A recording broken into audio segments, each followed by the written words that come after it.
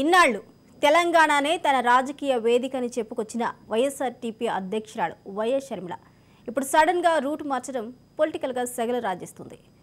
ఇక కాంగ్రెస్లో తన పార్టీని విలీనం చేసిన ఏపీసీసీ బాధ్యతలు చేపట్టేందుకు రెడీ అవుతున్నట్లు షర్మిల చెప్తున్నారు. ఇక ఏపీ ఓటర్లు తనను ఆదరిస్తారా లేదా అని చెప్పాలి. ఇక మొదటి నుంచి కూడా కుటుంబ కలహాలు అవ్వచ్చు, లేకపోతే ఇతరత్ర విభేదాలు అవ్వచ్చు, లేకపోతే అన్న చెల్లెల మధ్య ఉన్న విభేదాలు అవ్వచ్చు, ఏది ఏమైనా సరే ఏపీలో జగన్మోహన్ రెడ్డి పార్టీ పెట్టినప్పటి నుంచి పాదయాత్ర, సుదీర్ఘ పాదయాత్ర చేసి తన ఒక రాజకీయ మార్కును ఏపీలో వేసుకున్నారు షర్మిల. అనంతరం కొన్ని కారణాల వల్ల తెలంగాణ వెళ్ళి అక్కడ వైఎస్ఆర్టీపీ అనే ఒక పార్టీని స్థాపించడం జరిగింది.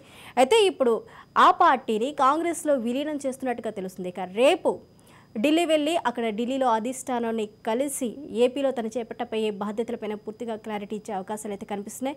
మరి ఒకసారి ఏపీలో రాజకీయం, మరొకసారి తెలంగాణలో రాజకీయం, దానికి గల కారణాలేంటి, ఆ ప్రభావం ఏ విధంగా ఏపీ మీద, తెలంగాణ మీద, ఓటర్ల మీద ఉండే అవకాశాలు ఉన్నాయి. ఇదే అంశం గురించి మనతో పాటు డిస్కస్ చేయడానికి జూమ్ లైవ్లో మనకి వైసీపీ స్పోక్స్ పర్సన్ వేణుగోపాల్ గారు ఉన్నారు, అలాగే మనకి బీజేపీ కన్వీనర్ గోరె శ్రీనివాసులు గారు ఉన్నారు, అలాగే టీడీపీ స్పోక్స్ పర్సన్ ఎండి మోసన్ గారు ఉన్నారు, అలాగే మనకి అనలిస్ట్ కోటేశ్వరరావు గారు ఉన్నారు. అందరికీ నమస్కారం అండి. నమస్కారం అండి. ముందుగా వేణుగోపాల్ గారు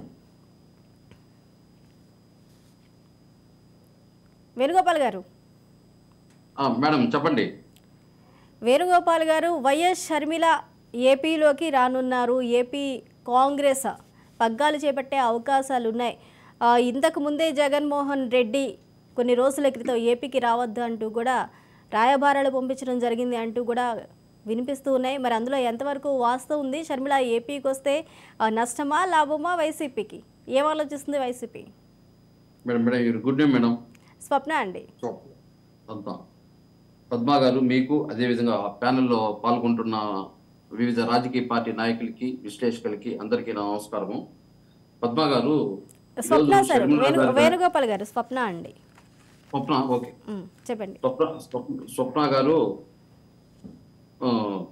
కాంగ్రెస్ పార్టీ ఆంధ్రప్రదేశ్లో ఉనికి లేదు.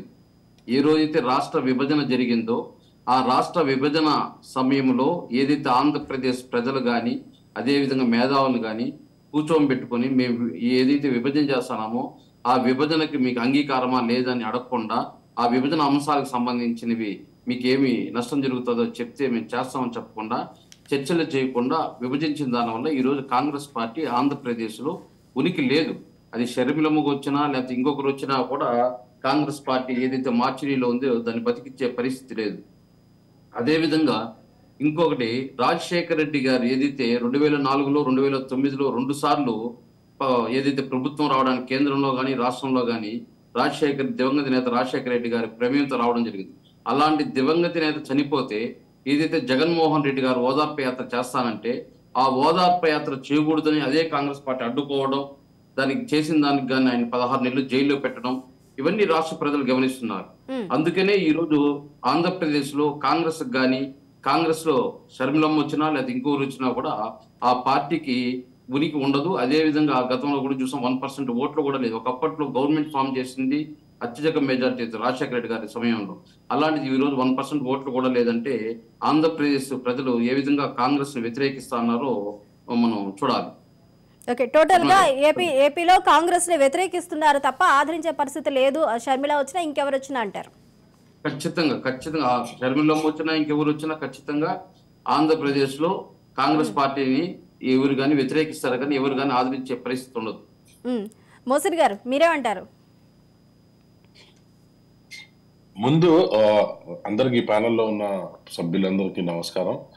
సో నేనేం చెప్తానంటే మేడం, ఈ రోజు ఏదైతే చెప్తా ఉన్నారో షర్మిలమ్మ గారు అసలు ఎందుకు వస్తున్నారు, వచ్చే ముందు వైఎస్ఆర్సీపీ వాళ్ళు చెప్పాల్సింది ఏంటంటే ఎందుకు వెళ్ళిపోయారు, ఏం కారణం చేత వెళ్ళిపోయారు. ఇదే వైఎస్ఆర్సీపీ కోసం, ఇదే పార్టీ కోసం ఆమె ఎంతో పనిచేశారు. జగన్మోహన్ రెడ్డి గారు జైల్లో ఉన్నప్పుడు ఆమె పాదయాత్ర చేసి ఈ పార్టీని భుజాలను వేసుకొని నడిపిన ఆమెకి ఏం జరిగిందని ఈ రోజు రాష్ట్రం వదిలేసి పక్క రాష్ట్రంలో పార్టీ పెట్టారన్నది సూటిగా నేను వేణుగోపాల్ గారికి ప్రశ్న అడుగుతా ఉన్నాను.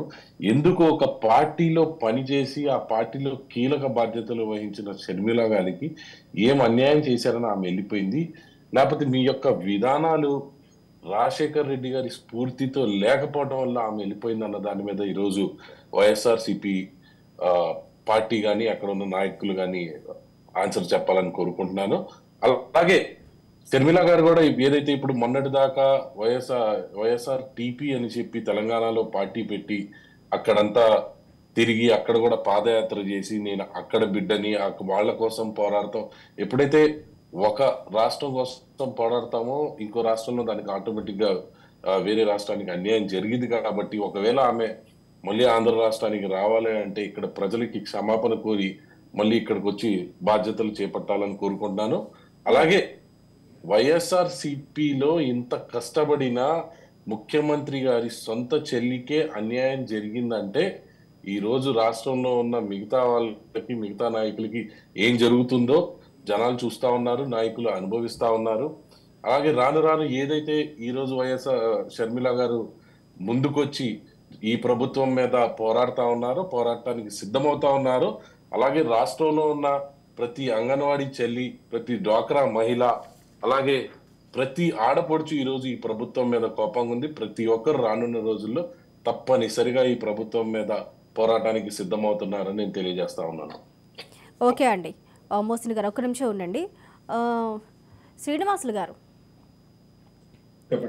శ్రీనివాస్ గారు, టోటల్గా తెలంగాణలో పోటీ చేసింది బీజేపీ, ఆశించిన స్థాయిలో ఫలితం రాలేదు. ఏపీలో చూసుకున్నట్లయితే ఇక మొత్తానికి కూడా బీజేపీ మనుగడ అనేది ప్రశ్నార్థకంగా మారుతుందా, లేకపోతే బీజేపీ కూడా కూటమిలోకి వెళ్ళే అవకాశాలు కనిపిస్తున్నాయి? ఎటువైపు ఉంటుంది? ఇటు ఒకవైపు చెప్తూ ఉన్నారు సమదూరం పాటిస్తున్నామని, అటు టీడీపీకి, ఇటు వైసీపీకి, అలాగే ఇప్పుడు కాంగ్రెస్ వచ్చి కూడా చేరింది. మరి బీజేపీ పరిస్థితి ఏంటి? షర్మిల రాక బీజేపీ పైన ఏ విధంగా పడే అవకాశాలు ఉన్నాయి? ఆవిడ రాక గల కారణాలు ఏంటి అని మీరు భావిస్తున్నారు? మొదట అందరికీ ప్యానెల్లో ఉండే సభ్యులకి, యాంకర్ స్వప్న గారికి నమస్కారం. నమస్కారం అండి. మీరు ఇందాక అడిగినట్లు రెండు ప్రాంతీయ పార్టీలకి గతంలో చెప్పిన ప్రకారము సమదూరం అయితే పాటించడం జరిగింది భారతీయ జనతా పార్టీ. ఇప్పుడు అలయన్స్లో వెళ్ళాలన్నా లేదా స్వతంత్రంగా ముందుకెళ్ళాలన్నా అనే దానిపైన ఇవాళ కూడా ఒక సెషన్స్ మీటింగ్ జరిగింది స్టేట్ లెవెల్లో, రేపు జరుగుతుంది. అది కేంద్ర స్థాయిలో తీసుకోబడే నిర్ణయం. కాబట్టి ఈ అలయన్స్కు సంబంధించి కానీ లేదా స్వతంత్ర పోటీ అనే విషయం కానీ నేను చెప్పడానికి అవకాశం తక్కువ. ఇక రెండో విషయానికి వస్తే, షర్మిల గారి రాక కాంగ్రెస్ పార్టీలోకి దాని ప్రభావం బీజేపీ పైన పడుతుందా అనే దానిపైన అయితే ఎట్టి పరిస్థితుల్లోనూ బీజేపీ పైన పడే అవకాశం అయితే లేదు. అదే సందర్భంలో మిత్రులందరూ చెప్పినట్లు ఒక్కొక్కరిది ఒక్కొక్క కోణంలో చెప్పారు. వీరెవరు స్పృశించని అనదర్ కోణము, మరో కోణం ఏమంటే, రాష్ట్ర విభజన సందర్భంగా 2009 డిసెంబర్ 9 అనుకుంటా చిదంబరం గారు రాష్ట్ర విభజనకు సంబంధించి ఒక ప్రకటన ఇచ్చారు. అప్పటికే రాజశేఖర రెడ్డి గారు చనిపోయి రోషయ్య గారు ముఖ్యమంత్రిగా కొనసాగుతారు.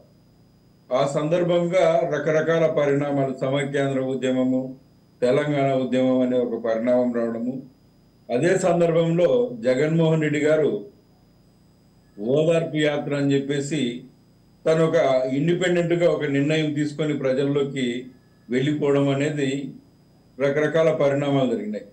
ఈ ఓదార్పు యాత్రని కానీ ప్రజల్లో తిరగడం అనే సందర్భం కానీ రాజశేఖర్ రెడ్డి గారి మీద ఉండే సింపతితో కాంగ్రెస్ పార్టీకి సంబంధించిన ఓటర్లు, సింపతైజర్లు, శ్రేణులు, నాయకులు కానీ వాళ్ళందరినీ ఓన్ చేసుకోగలిగినాడు జగన్మోహన్ రెడ్డి గారు.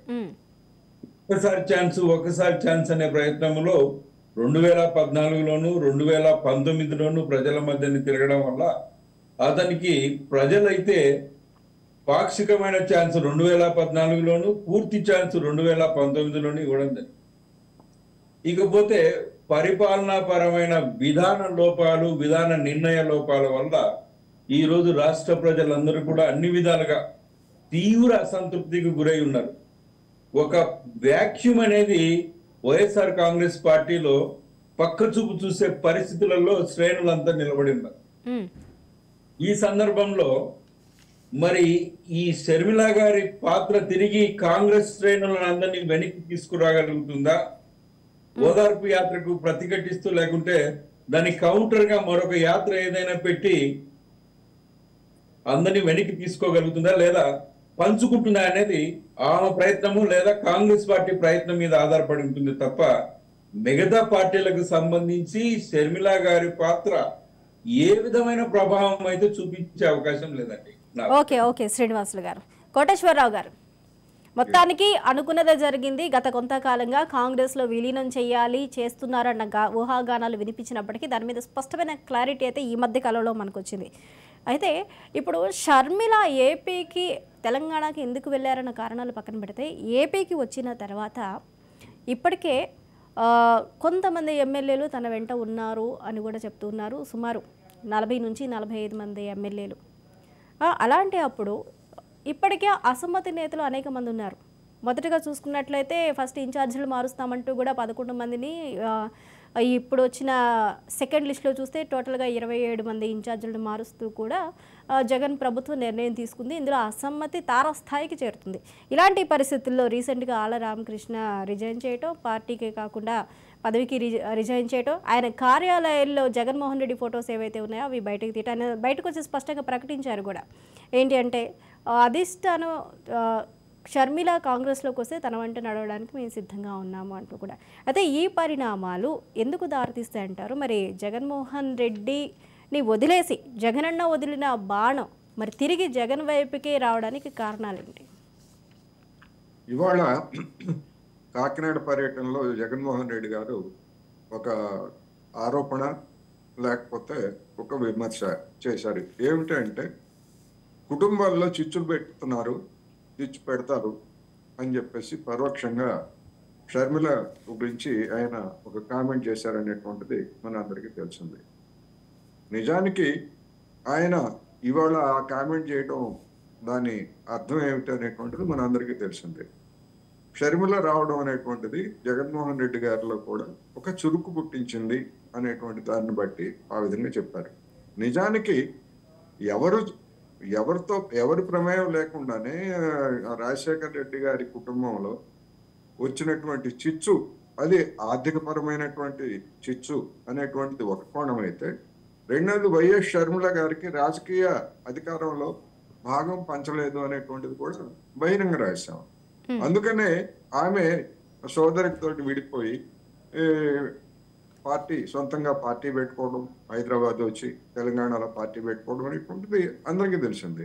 అంతేకాదు రాజశేఖర రెడ్డి వర్ధంతి సందర్భంగా లేదా ఇతర కార్యక్రమాల సందర్భంగా కూడా అన్నా చెల్లెళ్ళు తల్లి కలిసి సంతాపం కానీ లేకపోతే ఆ విధమైనటువంటి కార్యక్రమాల్లో పాల్గొన్నటువంటి స్థితి కూడా లేదనేటువంటిది మనం గతంలో చూసాం. అందువలన వాళ్ళ మధ్య ఉన్నటువంటి విభేదాలు, అవి ఆస్తి పరంగా కావచ్చు లేదా రాజకీయ పరంగా కావచ్చు, ఏమైనప్పటికీ విభేదాలు ఉన్నాయనేటువంటి వాస్తవం. ఆమె ఇవాళ ఆంధ్రప్రదేశ్ రాజకీయాల్లోకి వచ్చిన తర్వాత సహజంగానే వైసీపీలో అసంతృప్తి చెందినటువంటి వాళ్ళు, సీట్లు రానటువంటి వాళ్ళు, లేదా సీట్లను ఎక్స్పెక్ట్ చేసి ఆశాభంగం పొందేటువంటి వాళ్ళు, ఇట్లా అనేక 2-3 తరగతుల కేటగిరీలకు చెందినటువంటి వాళ్ళందరూ కూడా, కొంతమంది పూర్వపు తెలుగుదేశం నాయకులందరూ కూడా ఇప్పుడు దాడి వీరభద్రరావు కానివ్వండి, లేదా కడపకు చెందినటువంటి సి రామచంద్రయ్య కానీ, ఇట్లాంటి వాళ్ళు కొంతమంది ఆల్రెడీ తెలుగుదేశం బస్సులో సీట్లు వేసుకున్నారు, కర్చీఫ్లు వేశారు, కొంతమంది జాయిన్ అవుతున్నారు. ఇవన్నీ కూడా జరుగుతున్న పరిణామం. ఇక మిగిలినటువంటి వాళ్ళు అంటే కాంగ్రెస్ లో ఉండి కాంగ్రెస్ కోసం పనిచేసి తెలుగుదేశం కానీ లేదా జనసేన పార్టీలో కానీ చేరడానికి అవకాశం లేనటువంటి వాళ్ళు, లేదా చేరిన ఉపయోగం లేదనుకునేటువంటి వాళ్ళు సహజంగానే షర్మిల గారు చేరినటువంటి కాంగ్రెస్ లో చేరటం అనేటువంటిది సహజ పరిణామంగానే జరుగుతుంది.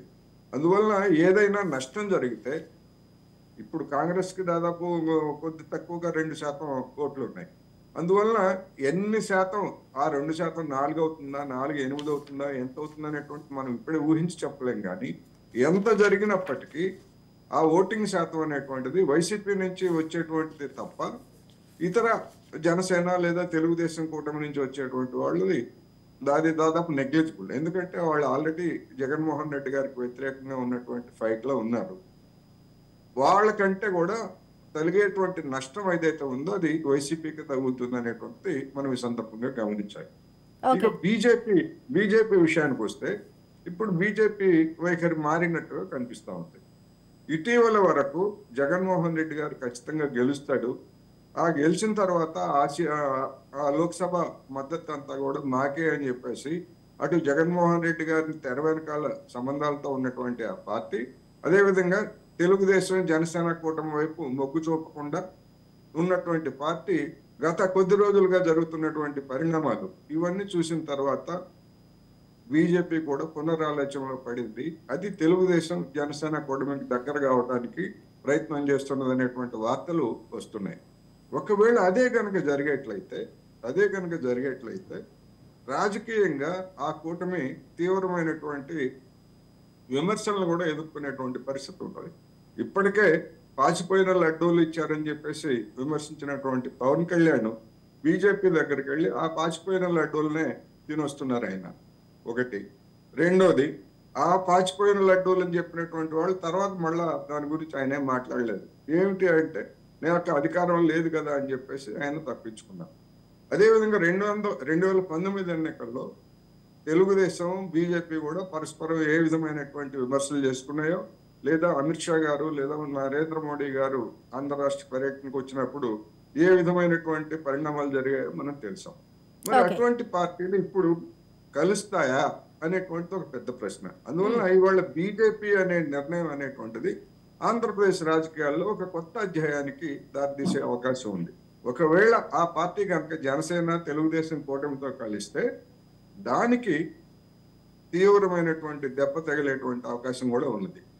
ఎందుకు అంటే మైనారిటీలుగా ఉన్నటువంటి వాళ్ళు లేదా బీజేపీని వ్యతిరేకించేటువంటి శక్తులు డెఫినెట్ గా ఆ పార్టీకి ఆ కూటమికి వ్యతిరేకంగా ఓటు చేస్తారు.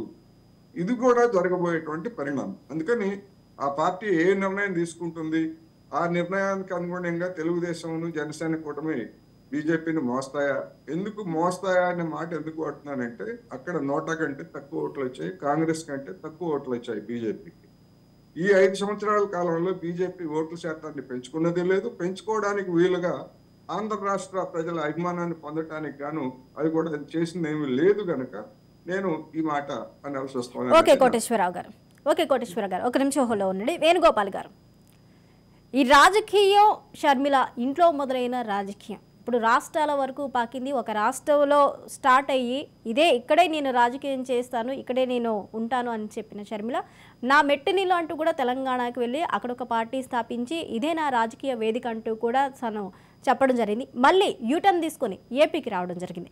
అంటే ఇంట్లో రాజకీయాలా, లేకపోతే ఇంట్లో ఉన్న ఆస్తి గొడవలు, లేకపోతే జగన్ టార్గెట్గా కక్ష సాధింపులో భాగంగా రివెంజ్లో భాగంగానే రిటర్న్ తీసుకున్నారు, జగన్మోహన్ రెడ్డికి రిటర్న్ గిఫ్ట్ ఇవ్వడానికి సిద్ధపడ్డారు అనేది సోషల్ మీడియా వేదికగా, అంటే సోషల్ మీడియా వేదికగా ఇవన్నీ కూడా ఈరోజైతే మనకి చూస్తున్నాము.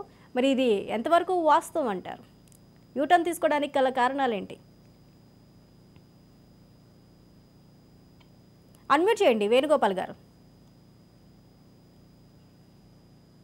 స్వప్న గారు, నేను వైఎస్ఆర్టీపీ అధికార ప్రతినిధి కాదు. ఆమె ఎందుకు యూటర్న్ తీసుకునే విషయం నాకు తెలియదు. కానీ మా పార్టీ తరం పరంగా నేనేం చెప్పదలుచుకున్నానంటే, కానీ వేణు గారు తను అక్కడి నుంచి ఇక్కడికి యూటర్న్ ఎందుకు తీసుకున్నారో అనేది మీకు తెలియకపోయినా, ఓకే మీరు వైఎస్ఆర్టీపీ అధికార ప్రతినిధి కాకపోయినా ఇప్పుడు ఏపీ నుంచి ఎందుకు తెలంగాణ వెళ్ళారో తెలుసా మరి మీకు? అదే చెప్తాను. మాకు తెలిసిన విషయం చెప్తాను. చెప్పండి. ఇప్పుడు మా పార్టీలో ఉండి జగన్మోహన్ రెడ్డి గారి సోదరురాలు ఏదంటే తెలంగాణలో పార్టీ పెట్టాలనుకుంటే జగన్మోహన్ రెడ్డి గారు దాంతో విభేదించారు. 2 రాష్ట్రాల్లో పార్టీ నడపడం కష్టము, మనం ఆంధ్రప్రదేశ్ ప్రజలకు న్యాయం చేయాలంటే ఖచ్చితంగా తెలంగాణలో మనం పార్టీ పెట్టకూడదు అనేసి జగన్మోహన్ రెడ్డి గారు విభేదించడం వల్లే ఆమె షర్మిలమ్మ గారిపై అక్కడ పార్టీ పెట్టడము. ఆ పార్టీ పెట్టి ఆ రోజు నేను ఇది నా అత్తగారు ఊరు, నా అత్తగారు స్టేటు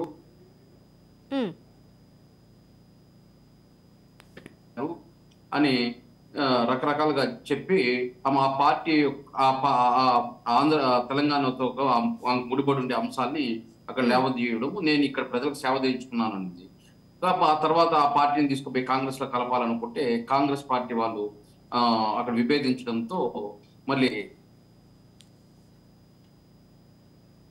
మీట్ లో ఆ ప్రెస్ మీట్ లో ఏ విధంగా మాట్లాడినారనేసి ఆ ప్రెస్ మీట్ లో మేము ఏదైతే ఆంధ్రప్రదేశ్ లో ఏసీ జనరల్ సెక్రటరీ, రాజ్యసభ సభ్యురాలు, జేపీపీసీసీ ప్రెసిడెంట్ మాకు ఆఫర్ వచ్చింది, దానికని మేము పార్టీని విలీనం చేస్తున్నాము అని చెప్పేసి అన్నారు. అది వాళ్ళు పర్సనల్ కాబట్టి దాంట్లో ఇక్కడ విభేదించడం కారణం ఏమంటే మేము 2 రాష్ట్రాల్లో పార్టీ పెట్టి నడిపితే ఖచ్చితంగా ఆంధ్రప్రదేశ్ ప్రజలకు న్యాయం చేయాలంటే తెలంగాణలో పార్టీ ఉండకూడదు. లేదంటే ఆడ పార్టీ ఉండిందంటే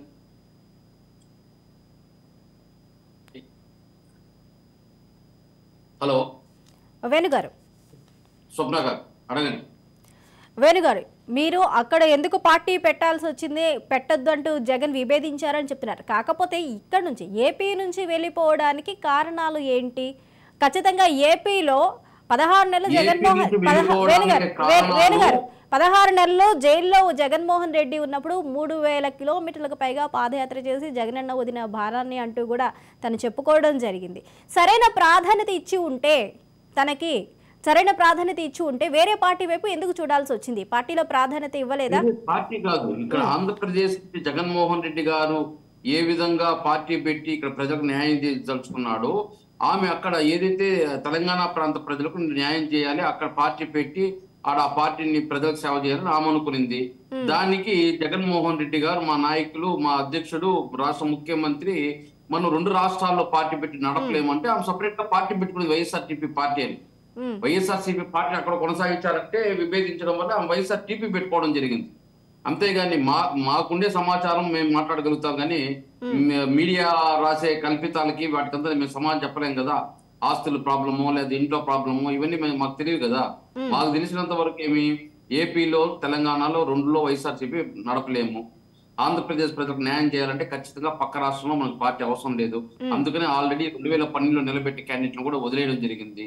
2014 నుంచి మన ఏపీకే స్టాండ్ అవ్వడం జరిగింది. మళ్ళీ ఇప్పుడు పార్టీ పెట్టాలంటే దాని వల్ల ఇబ్బందులు ఉంటాయని చెప్పి వదిలేయడం జరిగింది. అంతేగాని తెలంగాణతో పాటు షర్మిలమ్మ గారిని కూడా వదిలేశారు. ఆమె ఇష్టం పెట్టుకోవచ్చు, దాన్ని మేము కాదనేది లేదు కదా. ఓకే, అయితే తెలంగాణకి న్యాయం చేస్తారంటూ షర్మిల తెలంగాణకు వెళ్ళారు. ఇప్పుడు ఏపీ ప్రజలకు న్యాయం చేయవలసిన పరిస్థితి వచ్చింది ఏపీలో, కాబట్టి ఇటు వచ్చారంటారా? మేము చెప్పాను, కాంగ్రెస్ పార్టీని అది వెంటిలేటర్ లో కూడా లేదు, మార్చురీలో ఉంది. అలాంటి పార్టీని బతికించడం శరణం కాదు కదా, ఏ అమ్మ వల్ల కూడా కాదు. తెలంగాణలో కూడా అలాగే అనుకున్నారు వేణుగారు, తెలంగాణలో కూడా అలాగే అనుకున్నారు, ఎక్కడుంది పార్టీ అనుకున్నారు, కానీ అధికార పీఠం తగ్గించుకుంది. అక్కడ వాళ్ళకి న్యాయం చేశారు. తెలంగాణ ప్రజలకు కాంగ్రెస్ న్యాయం చేస్తేనే 10 సంవత్సరాలు అక్కడ పార్టీ ఉనికి లేదు. అలాంటి ఇక్కడ ఆంధ్రప్రదేశ్ ప్రజలకి ఏ విధంగా న్యాయం చేశారు? ఆంధ్రప్రదేశ్కి అన్యాయం చేశారు. క్యాపిటల్ ఇక్కడి నుంచి కర్నూలు అన్నారు, తమిళనాడు నుంచి కర్నూలు అన్నారు, కర్నూలు నుంచి హైదరాబాద్ తీసుకెళ్లారు, హైదరాబాద్ లో ఉమ్మడి రాష్ట్రం కలిపారు. మళ్ళీ దాన్ని 40 సంవత్సరాల 40-50 సంవత్సరాల్లో మళ్ళీ వెనక్కిపోయే పరిస్థితి ఈ రోజు ఆంధ్రప్రదేశ్కి వచ్చిందంటే దానికి కారకులు ఎవరు? కాంగ్రెస్ పార్టీ కదా. అలాంటి కాంగ్రెస్ పార్టీని ఎట్లా క్షమిస్తారు రాష్ట్ర ప్రజలు?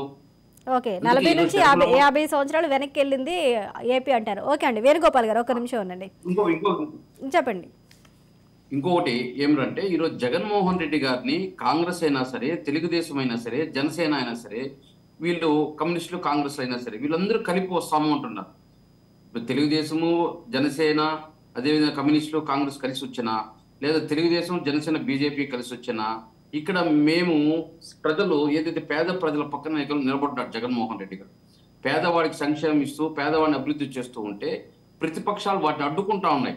జగన్మోహన్ రెడ్డి గారు సంక్షేమం చేసి వెనిజులా చేస్తున్నాడు, జింబాంబే చేస్తున్నాడు, శ్రీలంక చేస్తున్నాడు.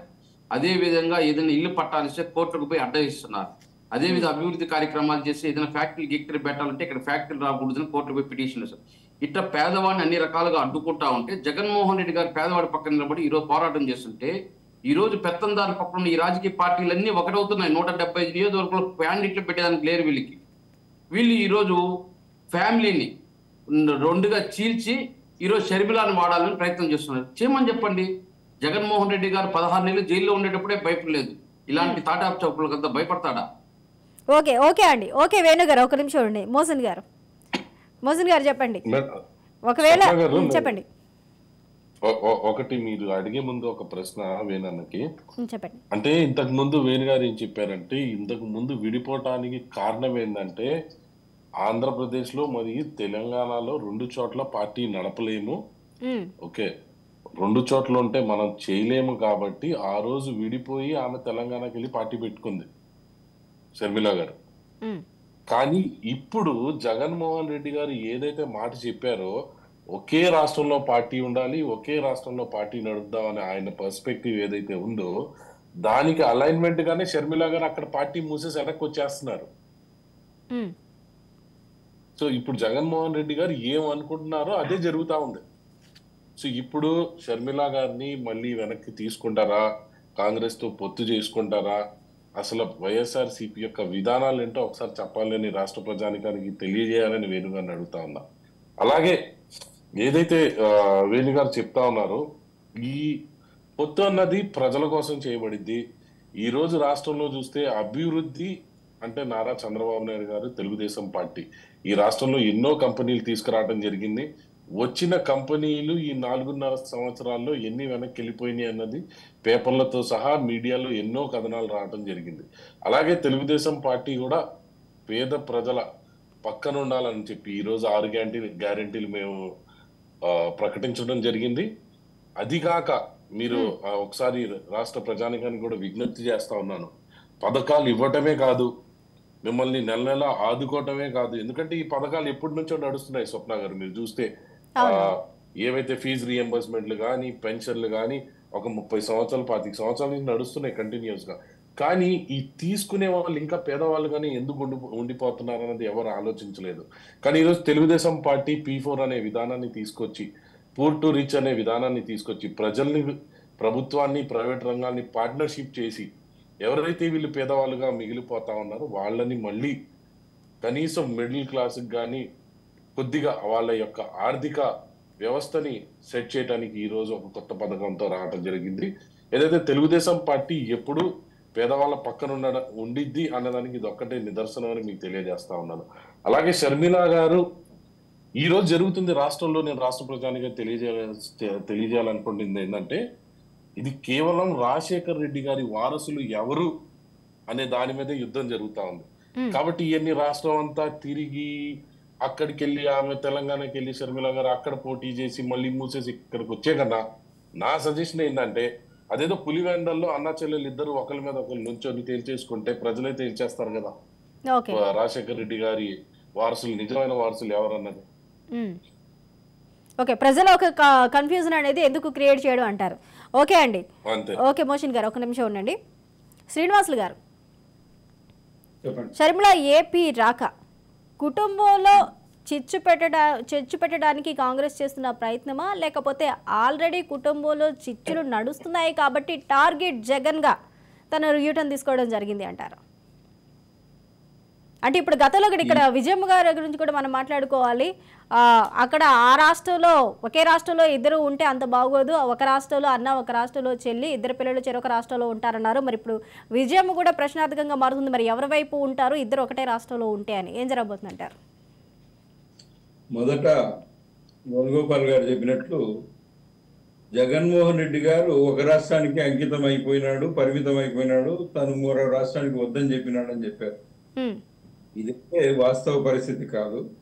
2014 ఎన్నికల్లో 2 రాష్ట్రాల్లోనూ పోటీ చేస్తే తెలంగాణ ప్రాంతానికి సంబంధించి 119 సీట్లకు గాను 3 సీట్లు మాత్రమే గెలుచుకోగలిగినారు వైసీపీ. అవును, కొన్ని చోట్ల డిపాజిట్లు కూడా రాలేదు. మిగతా సీట్లలో అన్ని 300, 400, 1000 లోపు ఓట్లే వచ్చేసినాయి వైసీపీకి. అక్కడ ఆదరణ లేని కారణంగా జగన్మోహన్ రెడ్డి గారు అధికారం వైపు ఇక్కడ ఎక్కువ సీట్లు వచ్చినాయి, 64 సీట్లు వచ్చినాయి కాబట్టి ఇటువైపే కాన్సన్ట్రేట్ చేసి ఇక్కడ మాత్రమే అధికారం నెగ్గించుకుందామనే ప్రయత్నంలో తను పాదయాత్ర, ఓదార్పు యాత్ర పేరుతో ప్రజల మధ్య ఉండడం వల్ల అధికారము 2019లో తీసుకోగలిగినాడు. ఇదే సందర్భంలో ఈ రెండవ కోణం ఏంటంటే చెల్లెల్ని తన అవసరాలకు అన్ని విధాలుగా జగనన్న బాణం అని తను జైల్లో ఉన్నప్పుడు కానీ మిగతా సందర్భాల్లో కానీ మొత్తం కుటుంబం అంతా ఈ అధికారాన్ని పవర్ కాన్సన్ట్రేట్ గా తీసుకొని ఎంజాయ్ చేద్దామనే అభిప్రాయంలో కుటుంబాన్ని వినియోగించినాడు. కానీ అధికారం 2019లో వచ్చిన తర్వాత తన చెల్లెను తాను ఇగ్నోర్ చేయడం వల్ల ఆమె ఆశాభంగం చెందిన సందర్భంలో పుట్టుకొచ్చిన ఆలోచనే తెలంగాణ వైపుకు వెళ్ళడానికి. ఇక్కడ ఉంటే తనన్న తనను రానివ్వడు అనే ఒక అభద్రతతో, ఏ విధంగా కూడా తనకు అవకాశం లేదనే ఒకనొక భావనతో తెలంగాణలో తను కొంత ప్రయత్నం చేయడము, తను ఆశించిన స్థాయిలో అక్కడ కూడా ఏమాత్రము అభివృద్ధి లేకపోవడం, ఆదరణ లేకపోవడం వల్ల కాంగ్రెస్ పార్టీలో తన పార్టీని మెర్జ్ చేసే ప్రయత్నం జరిగింది అక్కడ. అయితే అదే సందర్భంలో మిత్రుడు వేణుగోపాల్ చెప్పినట్లు కాంగ్రెస్ పార్టీ వాళ్ళు అక్కడ ఈ మెర్జింగ్ ను మేము ఆమోదించలేమని చెప్పినారనేది శుద్ధ అబద్ధం. ఓటింగ్ చీలిక అనేది లేకుండా తనను పోటీ చేయనీయకుండా, మెర్జ్ అనే పదం బయటికి రానియకుండా అక్కడితో అది లోపాయకారి ఒప్పందం అనొచ్చు, లేదా వాళ్ళ మధ్య జరిగిన గౌరవప్రదమైన ఒప్పందం అనొచ్చు. షర్మిల గారికి కాంగ్రెస్ పార్టీకి ఒక ఒప్పందం జరిగింది. ఆ ఒప్పందం ప్రకారమే తను సైలెంట్ అయిపోయింది, పోటీ చేయకుండా. మరొకటి పోటీ చేయించకుండా ఒప్పందం చేసుకునే ప్రకారం క్లియర్ అయిపోయింది అక్కడ. ఇక అక్కడ తన అవసరం లేదు. తను ఒకవేళ కాంగ్రెస్ పార్టీ తరఫున పోరాడినా కూడా తనకు ఆశించిన స్థాయిలో అక్కడ నాయకత్వం ఇచ్చే అవకాశం లేదు. ఒక ముఖ్యమంత్రిని కాదని ప్యారలల్ గా ఏమని తీసుకొచ్చి మళ్ళా కాంగ్రెస్ పార్టీలో ఒక నాయకురాలుగా ప్రమోట్ చేసే అవకాశం లేని కారణంగా వారి ప్రోత్సాహంతో, వాళ్ళ ప్రోద్బలంతో, తెలంగాణ నాయకుల, కాంగ్రెస్ పార్టీ నాయకుల ప్రోద్బలంతో ఇక్కడ తను తిష్టవేసేదానికి, తన ప్రాబల్యం చాటుకోవడానికి ఒక ప్రయత్నం అయితే ప్రారంభిస్తా ఉంది.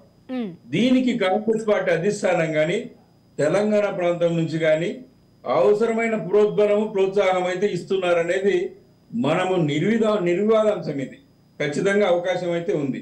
ఇక రెండో విషయానికి వస్తే, మిత్రుడు ఇందాక చెప్పినాడు, వైసీపీ పార్టీ ప్రజలకు ఎన్నో విధాలుగా మేలు చేస్తా ఉంది, సంక్షేమ పథకాలు ఇస్తా ఉంది, ఫ్యాక్టరీలు కూడా తీసుకొచ్చే ప్రయత్నం చేస్తా అంటే ప్రతిపక్షాలన్నీ అడ్డుకుంటా ఉన్నాయని. మీరు తీసుకొచ్చిన సంక్షేమ పథకాలు ప్రజల్ని ఏ రూపంలో కూడా అభివృద్ధి చేయలేకపోగా ఎప్పుడెప్పుడు నెలకు లేదా 6 నెలలకు 3 నెలలకు ఇచ్చే డబ్బులు వస్తాయని ఎదురు చూసే పరిస్థితి.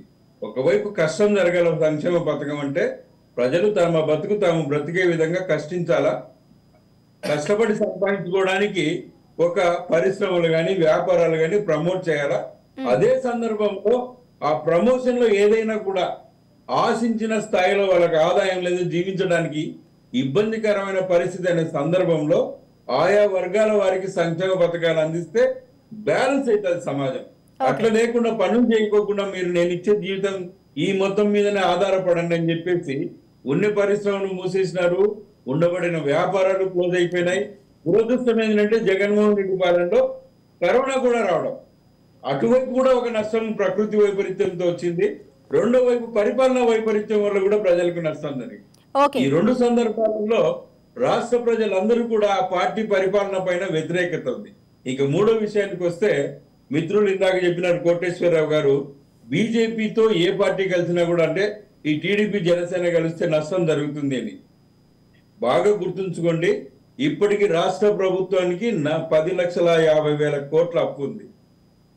భారతీయ జనతా పార్టీ కేంద్ర ప్రభుత్వంలో మరోసారి వచ్చే అవకాశం ఉంది. ఆ పార్టీ అండదండలు లేకుండా, సపోర్టు లేకుండా రాష్ట్ర ప్రభుత్వ పరిపాలన ఏ ప్రాంతీయ పార్టీ అధికారంలోకి వచ్చినా సజావుగా నడపలేరు. కనీసం ఉద్యోగస్తులకు జీతాలు కూడా ఇవ్వలేని పరిస్థితి వస్తుంది. మరి ఇలాంటి పరిస్థితులలో రెండు పార్టీలు, ప్రాంతీయ పార్టీలు, అటు జనసేన టీడీపీ ఒకవైపు, వైసీపీ ఇంకొక వైపు అరులు చేస్తున్న సందర్భం ఇది. భారతీయ జనతా పార్టీ మేము ఏదో పాలసీ మార్చుకున్నాము, ప్రాంతీయ పార్టీలకు మేము వచ్చి టీడీపీకి జనసేనకు సపోర్ట్ ఇస్తాము అనే భావనలో ఉన్నారనేది కూడా వాస్తవం కాదు. మనకి ఈ రాష్ట్రంలో అలా ఏమాత్రం ఎంపీలు వచ్చినా రాకపోయినా కూడా కేంద్ర స్థాయిలో, మొత్తం జాతీయ స్థాయిలో మాకు ఒకనొక నెట్వర్క్ ఉంది, మళ్ళీ తిరిగి అధికారంలోకి వచ్చే అవకాశం ఉంది. ఇక్కడ ప్రాంతీయ పార్టీని నమ్మి మీరేదో సక్రమంగా పరిపాలిస్తారనే భావనతో కాన్సన్ట్రేట్ చేయలేని కారణంగా ఇక్కడ పార్టీ ఎదగలేని పరిస్థితి. భవిష్యత్తులో మాత్రం పార్టీ మరింత ముందుకు ఎదిగి ఈ రెండు పార్టీలకు సమాంతరంగా అన్ని విధాలుగా ముందుకు వచ్చే పరిస్థితులలో నిర్ణయాలు జరుగుతూ ఉన్నాయి.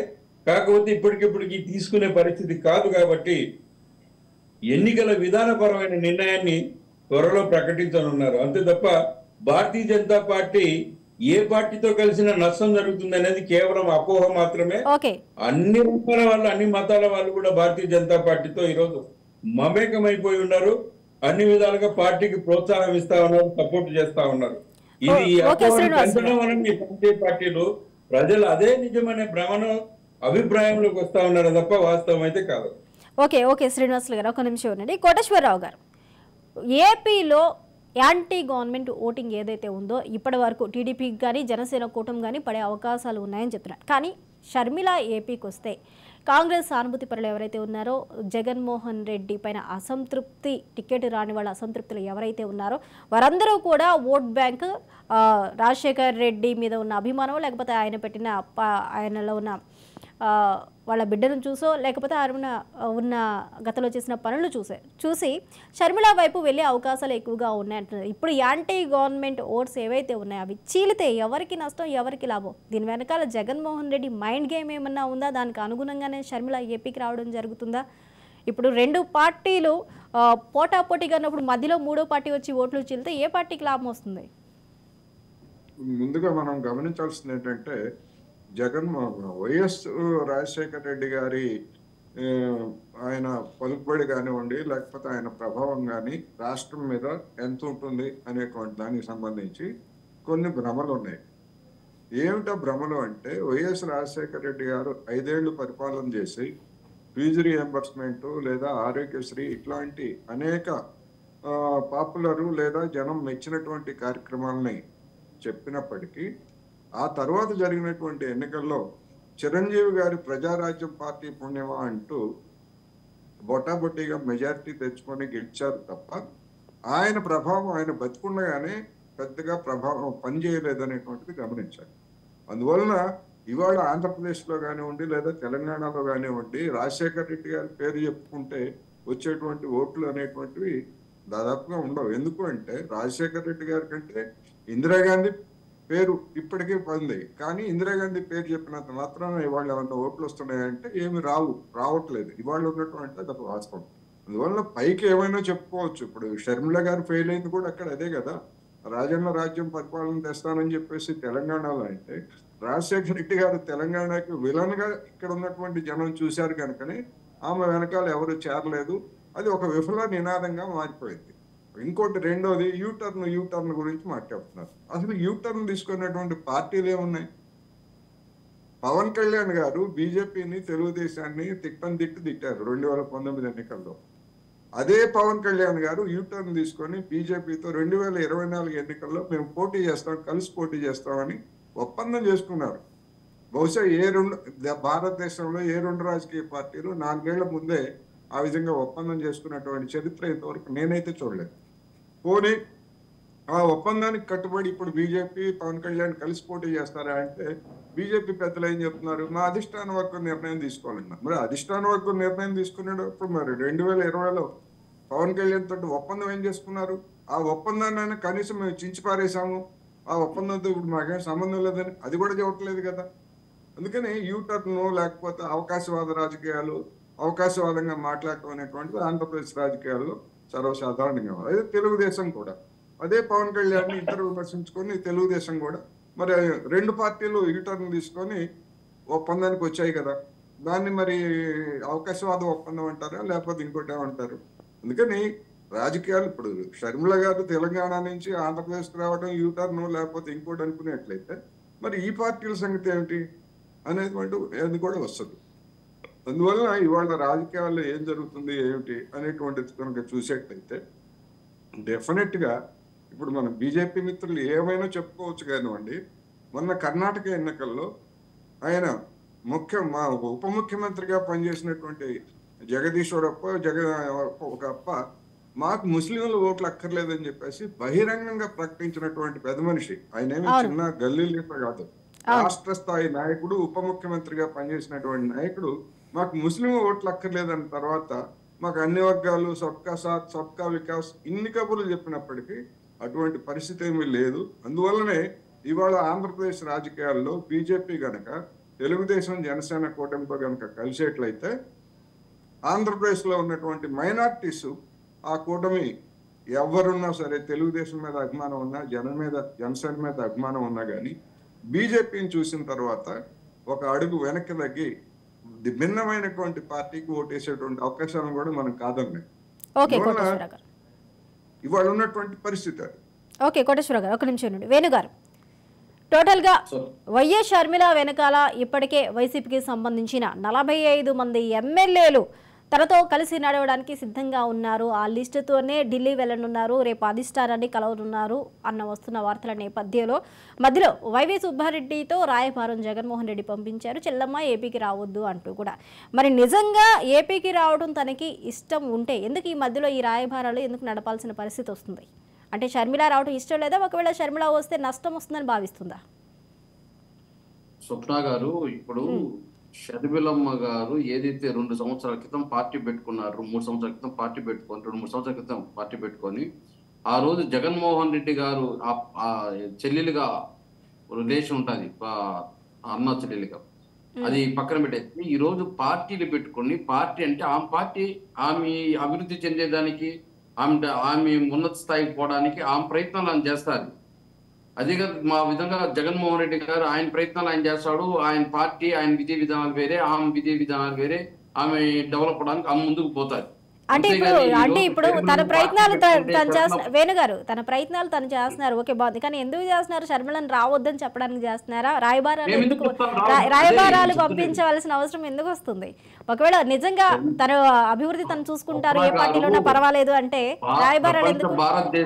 ప్రపంచ భారతదేశంలో ఎవరైనా పార్టీలు పెట్టుకోవచ్చు, అది ఎక్కడైనా పెట్టుకోవచ్చు. మనం వద్దనేదానికి లేదు, వ్యతిరేకించేదానికి లేదు. చెల్లి పక్క రాష్ట్రంలోనే పార్టీ వద్దంటే పెట్టిన తర్వాత మన రాష్ట్రం రావద్దనడానికి మనం ఎందుకు చెప్తారు? ఇప్పుడు అట్లా కమాండ్ చేసేటట్టుగా ఉంటే పక్క రాష్ట్రంలో పార్టీ వద్దంటే నిలిపేసి ఉండాలి కదా. అక్కడ పెట్టి 2 సంవత్సరాలు పెట్టి కన్నీరుతో మున్నీరు అయిపోయి ఏడ్చి ఆ కాంగ్రెస్ చెప్పిందో లేకపోతే ఇంకేం జరిగాయో మనకు వాళ్ళ వైఎస్ఆర్టీపీలో ఉండే ఇది మనకు తెలియదు కదా. బీజేపీ నాయకులు చెప్తున్నారు వాళ్ళు మెడ్జి చేయకపోయినా కూడా వాళ్ళు మద్దతు తెలిపారు కాబట్టి ఆడ గెలవడం జరిగింది. మళ్ళీ ఇప్పుడు ఏపీకి వస్తుంది అనేసి మాకు అవన్నీ మా పరిగణలోని విషయాలు అవన్నీ మేము ఊహాగానాలతో చర్చలు జరపం. ఓకే షర్మిల ఏపీకి కాంగ్రెస్ అధ్యక్షురాలుగా వస్తే, లేకపోతే కాంగ్రెస్ పిసిసిగా వస్తే స్వాగతిస్తారా మీరు? అది మేము స్వాగతించడానికి ఎవరండి? ఇప్పుడు మేము ఒక పార్టీ పెట్టుకున్నాం, మేము వేరే పార్టీ వస్తే స్వాగతిస్తామా లేదా ఆ పార్టీకి సపోర్ట్ చేస్తామా? పార్టీ వాళ్ళ విధి విధానాలు మా పార్టీ వాళ్ళని ఒక నిమిషం చెప్పండి చెయ్యరంటారు. అంటే ఇప్పుడు షర్మిలని జగన్మోహన్ రెడ్డి చెల్లెలుగా చూస్తున్నారా, లేకపోతే ఇతర పార్టీలో ఉన్న ప్రతిపక్ష పార్టీలో ఉన్న వ్యక్తిగా చూస్తున్నారా మీరు? ఇప్పుడు వైఎస్ఆర్టీపీ అధికార ప్రతినిధి మొన్న ఏదైతే 2 days బ్యాక్ లోటస్ పాండ్ లో జరిగిన మీటింగ్ ఆయన చెప్పాడు, మాకు ఏసీ జనరల్ సెక్రటరీ, రాజ్యసభ్యులు, ఏపీ పిసిసి ప్రెసిడెంట్ అని. కానీ మేము పిసిసి ప్రెసిడెంట్ కి మొగ్గు చూపడం లేదు. ఎందుకు అంటే స్టార్ క్యాంపెయిన్ చేయాలనుకున్నాము, రాజ్యసభ తీసుకొని స్టార్ క్యాంపెయిన్ చేయాలనేసి ఉద్దేశంలో ఉన్నాము. 3 రాష్ట్రాల్లో ఆంధ్ర, తమిళనాడు, అదే విధంగా తెలంగాణలో స్టార్ క్యాంపెయిన్లకి చేసేదానికి షర్మిలాని ఇది యాక్సెప్ట్ చేసే విధానం ఉంది. ఆలోచన చేసి 2 days మీకు క్లారిటీ ఇస్తామని చెప్పాడు. ఓకే, వాళ్ళ క్లారిటీ తర్వాత వేణుగారు వాళ్ళ క్లారిటీ 2 days ఇస్తారన్నారని, ఇంకా 2 days టైం ఉంది. మీరు క్లారిటీ ఇవ్వండి, స్వాగతిస్తున్నారా స్వాగతించరా అంటారా? Clarity Congress PCC Sonia Gandhi post ఇచ్చినా కూడా మేమేం వద్దన్నాం. రాహుల్ గాంధీ పోస్ట్ ఏది ఇస్తారు అన్నది కదా. ఏపీకి తన రాక మీరు ఆహ్వానిస్తున్నారా లేదా? స్వప్న గారు, మేము వద్దంటే ఆమె ఆగిపోతుందా? మేము ఒక పార్టీ పెట్టుకునేటప్పుడు ఆ పార్టీ గురించి మేము వద్దనేదానికి లేదు, చేయమని చెప్పేదానికి లేదు. ఆ పార్టీ ఆమె విధి విధానాలు, మా పార్టీ మా విధి విధానాలు. ఎవరు వచ్చినా మా పార్టీ విధంగా ఎవరైనా సరే అది శత్రువులే. పార్టీ ఈరోజు అధికారంలో ఉంటే మేము పార్టీకి ఏదైతే ప్రజలకు పనిచేస్తామో, ప్రజలకు సంక్షేమంతో అభివృద్ధితో ముందుకు పోతాం. అదే విధంగా మేము ప్రతిపక్షంలో ఉంటే ఎవరైతే రాజకీయ పార్టీ అధికారంలో ఉంటుందో వాళ్ళని ఏదైతే ప్రజలకు వ్యతిరేకంగా పనులు చేస్తారో దాన్ని వ్యతిరేకిస్తాం. ఆ 2 తప్ప మిగతా ఎవరైనా పార్టీ పెట్టుకోవచ్చు, ఎవరైనా ఎత్తుకొని పోవచ్చు. 10 సంవత్సరాలుగా పోరాటం చేస్తున్నాడు, ఒక ఎమ్మెల్యే కాలేదు. అదే విధంగా చంద్రబాబు నాయుడు ప్రతి 4 సంవత్సరాలు ఒక పార్టీతో పొత్తు పెట్టుకుంటాడు. మనం వద్దులే దానికి ఏమైనా ఆపేస్తాడా? ఆ 4 సంవత్సరాల తర్వాత ఆ పార్టీకి ఒక వెన్నుపోటు పడుస్తాడు. అది పొడవద్దంటే మనం ఆపేస్తాడా? పవన్ కళ్యాణ్ పొత్తులతోనే పోతాడు ప్రతిసారి. మనం చెప్తే ఆపేస్తారా? రేపు షర్మిల కూడా అంతే. మనం వద్దంటే ఆపేరు, మనం చేయమంటే వాళ్ళు చేయరు. ఓకే, కాకపోతే మీరు పవన్ కళ్యాణ్కో చంద్రబాబుకో లేకపోతే నారా లోకేష్కో రాయబారాలు పంపించలేదు కదా, షర్మిలకు పంపించారు. వాళ్ళకి మీరు చెప్పే అవకాశం లేదు, కానీ షర్మిలకి చెప్పే అవకాశం, అడిగే అవకాశం రెండు ఉన్నాయి మీకు, ఎందుకంటే ఇంట్లో మంచి కాబట్టి. అవన్నీ ఎల్లో మీడియాలో వచ్చే వార్తలు. ఆ ఎల్లో మీడియా వచ్చే వార్తలు గాలి కబుర్లకు సమాధానం చెప్పంటే అట్లా ఎందుకు వైవి సుబ్బారెడ్డిని పంపిస్తాము? ఎలాంటి రాయబారాలు జరగలేదా? అప్పుడే మనం విభేదించినప్పుడు ఈ రోజు ఆ ఏపీలోకి రావద్దని ఎందుకు మనం అంటాము? ఇప్పుడేం కాంగ్రెస్ వస్తే తడిసిపోతుందా? లేదా కాంగ్రెస్ వస్తే ఉండే మాచూరులో ఉండేది ఏమన్నా ప్రభుత్వానికి వచ్చేస్తుందా? లేదా ప్రతిపక్షానికి వచ్చేస్తుందా? 1% ఉంటే ఓటు ఓహోని పోరాన్ని కూడా 5% తేవచ్చా? ఓటమికి ఒక్క ఓటు చాలండి వేణుగారు, ఓటమికి ఒక్క ఓటు చాలు. ఒక్క నిమిషం అండి వేణుగారు, ఒక్క నిమిషం ఉండండి. మోసన్ గారు చెప్పండి. తెలుగుదేశం గానీ, జనసేన గానీ, కాంగ్రెస్ గానీ, కమ్యూనిస్టులు గానీ ఏ విధంగా తెలంగాణలో ఒకటే వచ్చాయో అక్కడ జనసేన కలవలేదు, మిగతా అన్ని పార్టీలు కలిసాయి. ఇక్కడ జనసేన కూడా కలుస్తుంది. అన్ని రాజకీయ పార్టీలు కలిసినా 170 నియోజక అభ్యర్థులు పెట్టుకున్నా మాకు వచ్చిన ఇబ్బంది ఏమి లేదు. మేము ప్రజలకు ఏమైతే చేశామో వాటి చెప్పుకుంటాము, ప్రజలు మాకు ఓటేయమంటాం. మా వల్ల లబ్ధి పొందిన వాళ్ళు ఓటేటి, లబ్ధి పొందిన వాళ్ళు మీ ఇష్టం అని చెప్తాం. ఆ విధానంతో ముందుకు పోతున్నాము. రేపు మాకు పట్టం కడితే మేము అధికారం ఉంటాం, లేదా మమ్మల్ని ప్రతిపక్షంలో కూర్చోబెడితే అధికార పార్టీ పైన మేము పోరాడతాం. అంతేగాని ఈరోజు షర్మిలాని అడ్డుకోవడమో, లేదా చంద్రబాబుని అడ్డుకోవడమో, లేదా జనసేనని అడ్డుకోవడమో, కమ్యూనిస్టులను ఎవరిని అడ్డుకునే ప్రయత్నం చేయం. ఓకే, టోటల్ గా మీకు ఆపోజిట్ గా ఏ పార్టీ వచ్చినా గానీ ఆ పార్టీలో ఉన్న సభ్యులు మీకు శత్రువులు అని చెప్పేసి ఒక క్లారిటీ అయితే వేణుగారు ఇచ్చారు. ఓకే వేణుగారు ఒక నిమిషం, ఓకే వేణుగారు ఒక నిమిషం వినండి. మోసన్ గారు చెప్పండి. ఇక షర్మిల కూడా శత్రువు అంటూ కూడా వేణుగారు డిక్లేర్ చేస్తారు. సో మరి మీరేమంటారు? టోటల్ గా వైఫల్యాలు ఎమ్మెల్యేలని, మోసన్ గారు ఎమ్మెల్యేలని సెకండ్ లిస్ట్ నిన్న రిలీజ్ చేయడం జరిగింది. టోటల్ గా అక్కడ వాళ్ళని ఇక్కడికి మార్చడం కానీ, ఇన్ఛార్జీల మార్పులు కానీ టోటల్ 27 మందికి మార్పులు జరిగాయి.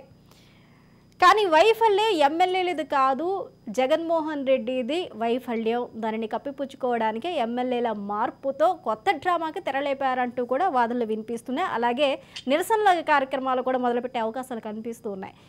చూసుకున్నట్లయితే కార్యాలయాల్లో జగన్మోహన్ రెడ్డి ఫోటోలు కూడా తీసి పక్కన పెడుతున్న పరిస్థితి. మరి ఏం జరుగుతుంది అంటారు? ఖచ్చితంగా మేడం, ఏదైతే ఈ ప్రభుత్వం జగన్మోహన్ రెడ్డి గారు నడిపిన విధానం ఏదైతే ఉందో, ఈ గత 3.5 సంవత్సరాలు 3 రాజధానులు అని చెప్పి ఉన్న అమరావతిని తీసి పక్కన పెట్టడం కానీ, ఏవైతే ఈ ప్రభుత్వం యొక్క విధానాలు విధ్వంసకరంగా ఉన్నాయి కాబట్టి కేవలం ఎమ్మెల్యే క్యాండిడేట్లు ఈ రోజు చూస్తే ఎమ్మెల్యే క్యాండిడేట్ల పాత్ర చాలా తక్కువ. ఎందుకంటే వీళ్ళు ఇచ్చే ఏవైతే అమౌంట్ ఉంది కానీ అన్ని వాలంటీర్ల చేత ఇస్తా ఉన్నారు. ఎమ్మెల్యేలు ఊరికే జస్ట్ కోఆర్డినేట్ చేయడానికే ఉన్నారు కానీ డైరెక్ట్ ఏదైనా ప్రభుత్వం నడుపుతుంది, ప్రభుత్వం నుంచి వచ్చేయని డైరెక్ట్ గా జనానికి వెళ్తుంది. కాబట్టి ఒక నియోజకవర్గంలో మంచి జరిగిన ప్రభుత్వానిదే, చెడు జరిగిన ప్రభుత్వానిదే. ఆ ప్రభుత్వ పెద్ద ఎవరైతే ఉన్నారో జగన్మోహన్ రెడ్డి గారు, ఆయన వైఫల్యమే అని మేము చెప్తా ఉన్నాము. అలాగే జగన్మోహన్ రెడ్డి గారు ఏం చేస్తా ఉన్నారంటే ఈ కాన్స్టిట్యున్సీలో ఉన్న వాళ్ళు తీసేసి పక్క కాన్స్టిట్యున్సీలో వేస్తా ఉన్నారు. మేము చెప్పేది ఏంటంటే ఒక అబ్బాయి మ్యాథ్స్ లో ఫెయిల్ అవుతా ఉన్నాడు, మ్యాథ్స్ రాదు అని తెలిసిన తర్వాత కూడా ఆయన తీసుకెళ్లి ఇంకో చోట కూర్చోబెట్టి మళ్ళీ అదే సేమ్ క్వశ్చన్ పేపర్ ఇచ్చి రాయమంటే ఎట్లా రాస్తాడు చెప్పండి? అంటే టీచర్ ని మార్చాలి కానీ ప్లేస్ మారిస్తే ఏమవుతుంది అంటారు, అంతేనా? అంతే. ఈ రాష్ట్రానికి టీచర్ ఎవరైతే ఉన్నారో ఆయన నారా చంద్రబాబు నాయుడు గారు. ఈ రోజు ఉరుము లాంటి చంద్రబాబు నాయుడు గారికి మెరుపు లాంటి పవన్ కళ్యాణ్ గారు తోడయ్యారు. రేపు రానున్న చంద్రగిరిలో ఓడిపోతే కుప్పంలో గెలవలేదా చంద్రబాబు నాయుడు? చంద్రగిరిలో పనికిరాని చెప్తాడు, పనికిచ్చిందా? ఆ ఎలక్షన్ 2014లో ఓడిపోయిన జగన్మోహన్ రెడ్డి 2019 ఎట్లా గెలిచాడో అట్లనే గెలిచాడు నారా చంద్రబాబు నాయుడు. 2014 ఓడిపోలేదే. 2014లో చంద్రబాబు నాయుడు ఓటింగ్ తీసుకోండి, జగన్మోహన్ రెడ్డి గారు ఓటింగ్ తీసుకోండి. చంద్రబాబు నాయుడు ఓటింగ్, జగన్మోహన్ ఓటింగ్ తీసుకోండి. మీరు బీజేపీ ఓటింగ్, జనసేన ఓటింగ్ అన్ని యాడ్ చేసుకొని ప్రభుత్వం ఏర్పాటు చేస్తే అప్పుడు జగన్మోహన్ రెడ్డి నుంచి వెళ్ళిపోయినట్టేనా? తెలుగుదేశం పార్టీ వచ్చింది. అవును, చంద్రబాబు నాయుడు ఓటింగ్, జగన్మోహన్ రెడ్డి ఓటింగ్ 2014లో ప్రభుత్వం ఏర్పాటు చేసి మీరు బీజేపీ అండతో జనసేన అండతో. నారా చంద్రబాబు నాయుడికి వారసత్వంలో కుప్పం రాలేదు. నారా చంద్రబాబు నాయుడు గారికి చంద్రగిరి వారసత్వంలో రాలేదు.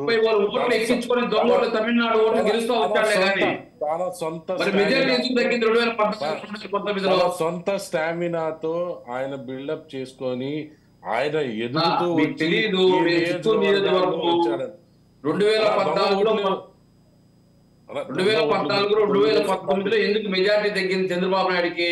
ఆడ 30-40 వేల ఓట్లు తమిళనాడు ఓట్లు చుట్టుపక్కల ఎక్కించుకున్నాడు కాబట్టి ఆ ఓట్లు ఎక్కించుకుంటా ఉన్నాడు, మెజార్టీ జగన్మోహన్ రెడ్డి గారు వచ్చినా కట్టడి చేశారు. కట్టడి చేసి ఈ రోజు ఏదో 5,000తో 10,000తో గెలుస్తా వస్తాడు 14-19లో. వేణు గారు మీరు ప్రూవ్ చేసి 5 ఏళ్ళు అధికారం ఉంది, ఏంది 5 ఏళ్ళు అధికారులంతా మీ కిందే ఉన్నారు, ఒక్క 10 ఓట్లు ప్రూవ్ చేసినా మీరు జనాలకి సాక్షి పేపర్ లో గానీ సాక్షి టీవీలో గానీ 10 రోజులు నడుపుకోవచ్చు ఆ న్యూస్. ఒక 10 ఓట్లు తీయలేకపోయారు. ఆల్రెడీ జరిగింది వాస్తవాలు. టీవీలో పత్రికల్లో ఏదైతే ఎక్కడైతే ఓట్లు ఎక్కించాడో వాటిని తొలగించడం జరిగింది. ఇప్పుడు కాదు 2014.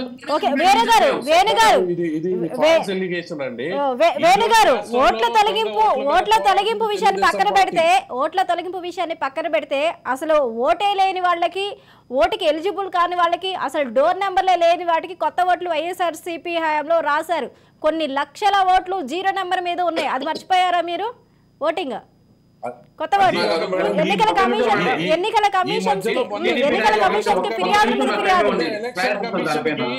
మొన్న ఎలక్షన్ కమిషన్ గారు ఈ రోజు మేము అదే చెప్తున్నాం, ఏదైతే Aadhaar card date of birth change చేసి మరి ఓట్లు ఎక్కిస్తున్నారని మొన్నే ఇవ్వడం జరిగింది. దాని మీద చెప్పండి. స్వప్న గారు ఒక నిమిషం నాకు టైం ఇస్తే చెప్తాను. చెప్పండి వేణు గారు.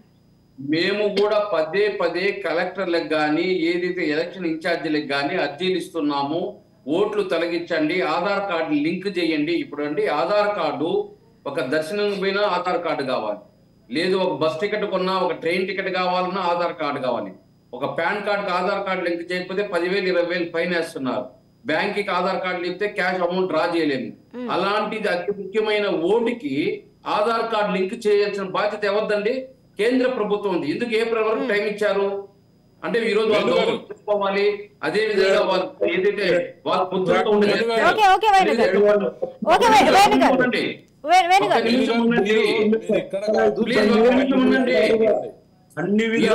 కార్డు ఏప్రిల్ వరకు ఎందుకు టైం ఇచ్చారండి? ఓటర్ కార్డుకి చనిపోయినవి పోతాయి, అదే విధంగా డబుల్ ఎంట్రీలు పోతాయి, అదే విధంగా దొంగొట్టు పోతాయి. ఎందుకు వీళ్ళు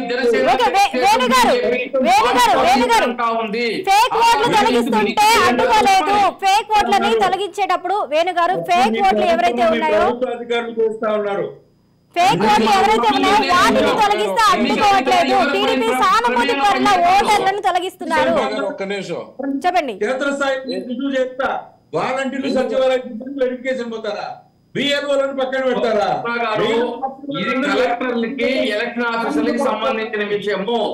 వాళ్ళు ఎప్పుడైతే ఏప్రిల్ లాస్ట్ డేట్ ఇచ్చారో ఆధార్ కార్డు లింక్ చేయండి, వీళ్ళు కేంద్ర ప్రభుత్వంలో మళ్ళీ ఇంకొకసారి రిపీట్ అవ్వాలి ప్రభుత్వం అని. అదే విధంగా రాష్ట్రంలో జగన్మోహన్ రెడ్డి గారి ప్రభుత్వం రాకుండా జనసేన బీజేపీ ప్లస్ వాళ్ళు కలిసి తెలుగుదేశం పార్టీ కలిసి చేసిన కుట్ర ఇది. మేము చెప్తున్నాం కదా, ఇప్పుడు కూడా మీరు ఆధార్ కార్డు డేట్ పెట్టండి, 10 రోజులు టైం పెట్టి ఆధార్ కార్డు పెట్టండి. ఆధార్ కార్డు లింక్ సంబంధించింది కాదు ప్రభుత్వం చేస్తూ ఉన్నాడు. వేణుగారు Aadhaar card link voter Aadhaar card link కు సంబంధించింది కదా. అక్కడ ఆరోపణ ఏంటంటే తెలుగుదేశం పార్టీ సానుభూతి పరులు ఎవరైతే ఉన్నారో వాళ్ళ ఓటర్ను తొలగిస్తున్నారు అనేది ఆరోపణ. అంతేగాని ఆధార్ కార్డు లింక్ చేయొద్దు అన్నది కాదు ఆరోపణ. టీడీపీ సానుభూతి పరుల చెప్పండి. ఈ రోజు బీజేపీ జనసేన పొత్తులో ఉందా 4 సంవత్సరాలుగా? అవును. అదే విధంగా తెలుగుదేశం పొత్తులోకి రాబోతా ఉందా? మరి వారి ప్రమేయం లేకుండా ఈ రోజు కేంద్ర ప్రభుత్వం ఈ రోజు భారతదేశం మొత్తం ఆధార్ కార్డుని ఎందుకు ఓటర్ కార్డుతో లింక్ చేయడం లేదు? విభేదిస్తా ఉంది.